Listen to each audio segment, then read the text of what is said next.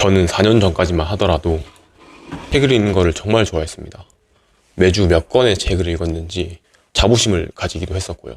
책을 읽으면 똑똑해지는 것 같거든요. 일타 강사 인터넷 강의를 들으면 그 사람이 똑똑하니까 나까지 똑똑해 보이게 되고, 하지만 다시 일주일 뒤에 들어보면 내용 대부분이 기억 안 나잖아요. 저는 그 감정이 좋았어요. 책을 읽고 똑똑해지는 느낌이 좋아서 계속 읽었어요. 인생이 바뀔까요? 당연히 그럴 리가 없겠죠. 대신 메타인지는 정말 제대로 박살이 났었죠.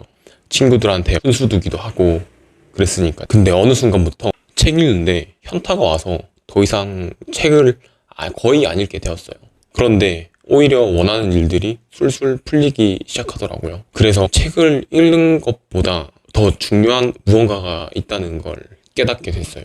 책을 읽는 것만이 아니라 어떻게 하면 압도적으로 성과까지 잘 낼 수 있는지에 대해서 다뤄보도록 할게요. 저는 온라인 사업이 너무 하고 싶었어요. 내가 가진 능력치에 비해서 가장 큰 아웃풋을 낼 수 있을 것 같다는 느낌이 많이 들었어요. 그렇게 온라인 사업 관련 책을 10권도 넘게 읽고 심리학, 경제학 책까지 합치면 몇십 권은 더 넘게 읽었던 것 같아요. 이외에 다른 분야의 책을 합치면 100권은 훌쩍 넘게 읽었었죠. 그렇게 많은 책을 읽었는데 온라인 사업을 그토록 하고 싶었는데 시작도 못 해봤어요.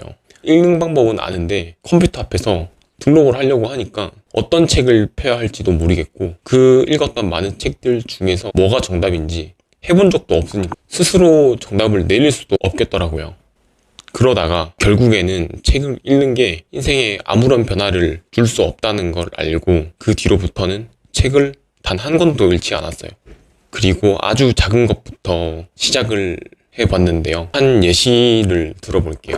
만약에 우리가 만두를 판다고 예를 들어볼게요. 저희가 대형마트를 간다고 생각을 해보면 거기에 엄청나게 많은 종류의 만두들이 진열되어 있을 거예요. 그 중에 딱 한 가지만 잘 하더라도 상대보다 압도적으로 판매량을 많이 가져올 수 있어요. 어떻게 하면 될까요? 시식을 시켜주면 됩니다.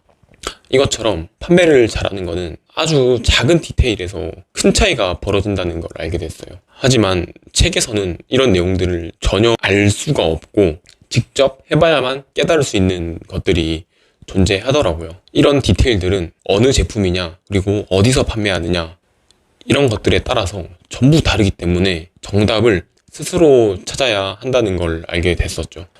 그러면서 판매를 할 때는 생각보다 현장에 가야만 알 수 있는 정보들이 정말로 많다는 걸 알게 됐어요. 예전에 온라인 판매나 심리학 책에 대한 서적을 읽을 때는 이런 마음으로 읽었어요. 혹시나 내가 모르는 정보가 있을까?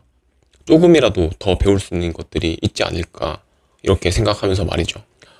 그렇게 하다 보면 어떤 생각이 드냐면요. 나는 이미 아는 게 많다. 하기만 하면 다 할 수 있다. 이상한 자신감이 생기게 되더라고요. 남들보다 난 아는 게 훨씬 많고, 그렇기 때문에 하기만 하면 누구든지 다 따라잡을 수 있다. 왜냐면 학창시절에 공부도 나쁘지 않게 했고, 이런 변명과 합리화들을 이야기하면서요. 그러면 정말로 이게 맞을까요? 당연히 아니었던 거죠. 그냥 시도하기가 겁났던 거였어요. 막상 하려고 하니까 자전거가 움직이는 원리와 자전거를 타는 방법은 전혀 다르다는 것을 인정하고 싶지 않으니까 합리화하기 급급했었던 거죠. 그렇게 세월이 반년 정도 흐르니까 되돌아보니 내 인생이 바뀐 게 아무것도 없더라고요. 책만 많이 읽어서 머리만 무거워져서 주변 사람들한테 내 지식을 뽐내려고만 권위적이게만 되더라고요. 이제 그거를 인지하는 순간부터 더 이상 책을 사지 않게 되었어요. 그 중에서 가장 좋아하는 책 한 권만 빼고 모두 버리거나 책장에서 빼버리고 창고에 넣어두거나 하게 됐죠. 그리고 나서는 딱 한 개의 책만 읽었어요. 뭐 엄청 열심히 읽은 것도 아니고, 뭐 대략적으로 내가 어떻게 가야 할지에 대해서 방향을 잡는 틀로만 사용을 했어요. 그 다음부턴 책을 안 읽겠다고 다짐을 했어요. 근데 그렇게 되면 어떻게 되냐면요. 심리적으로 의지할 곳이 사라져요. 나밖에 나를 도와줄 수 없구나. 이런 생각이 듭니다. 하다 보면 무조건 모르는 것이 생길 수밖에 없고요. 주변 지인들에게 내 것 좀 사줘 하면서 리뷰도 몇 개 만들어 보고, 가격도 진짜 어떻게든 팔아보려고 내려보고 별수를 써도 다 안 팔리더라고요. 그러다가 상세 페이지를 바꿔보려고 제작하는데 어려워서 외주를 줘보기도 했고요. 근데 그렇게 하다 보니까 정말 신기한 게요. 주변에 이런저런 인맥풀들이 형성이 되더라고요. 셀러 활동을 잘 하지만 그 사이드로 상세 페이지 대응을 해주는 사람도 곁에 생기게 되고, 블로그를 잘하는 사람, 아니면 뭐 인스타그램 인플루언서, 이런 사람들이 주변에 생기게 되더라고요. 왜냐하면 그들도 다 온라인에서 수익화 활동을 하고 있고 자기의 생계를 위해서는 풀을 형성해야 된다는 거를 느끼고 있어서 그런 사람들과 관계를 맺는 게 어렵지 않더라고요. 그런 곳에서 지금 내 제품이 안 팔리는 것들을 어떻게 보완할지를 피드백을 받기도 하고, 그들이 어떻게 하는지를 어깨 넘어 배우기도 하고, 이런 환경의 차이가 큰 차이를 만들게 되더라고요.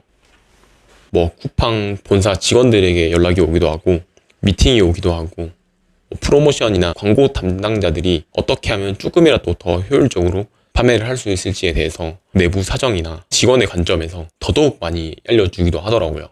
이런 점들은 절대 책에서 느끼거나 알 수가 절대 없는 것들이거든요. 결국 책은 아예 모르는 사람이 모두 적용할 수 있는 방법을 쓸 수는 없어요. 단지 자전거를 탈 줄 모르는 사람한테 자전거를 탈 수 있게 하는 딱 그 정도의 역할만 해주는 거예요. 자전거를 타고 대회를 나가는 법은 스스로 훈련을 하고 계속해서 반복을 해야만 알게 되는 거더라고요.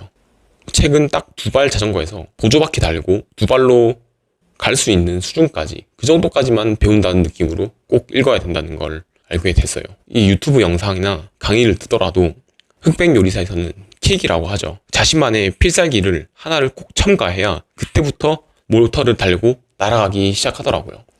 근데 그걸 보면서 느꼈어요. 쇼핑몰은 결국에는 엉덩이 싸움이구나. 방법론적인 것도 정말 중요한데 일단은 몇 시간씩 앉아 있을 수라도 있어야 잘 될 수 있구나 느꼈고, 뭐부터 해야 할지 모르겠다면 어떤 프로세스로 쇼핑몰을 내가 한번 꾸려나갈지, 이런 거를 그냥 앉아서 메모라도 해보는 것에서 시작을 해보세요. 스스로 방향성을 잡아가는 연습을 계속해서 해나가야 돼요. 자전거를 타는 것도 중요하지만 자전거를 타다가 넘어졌을 때 일어나는 법을 알 때 자신감이 엄청나게 생깁니다. 어떤 게 문제인지를 파악하는 연습을 하는 거고요. 그래서 이 영상을 찍게 된 이유는 책을 읽고 의지가 있고 열정도 있는 사람들이 있는데 실제로 시작을 하지 못하는 사람들이 너무 많더라고요. 고민을 예전에 받아본 적이 있었는데 정작 컴퓨터 앞에서 책상에 오래 앉아있지 않는 분들이 너무 많더라고요. 뭔가 잘못돼 가고 있는데, 이런 마음에 영상을 찍게 되었습니다. 이번 영상에서는 책을 많이 읽었어도 오히려 내 인생이 조금 더 잘못된 방향으로 흘러가고 있다는 느낌이 들었던 적이 있어서 그거에 대한 경험을 한번 공유해봤고요. 다음 영상에서 조금 더 유익한 영상으로 찾아뵙겠습니다.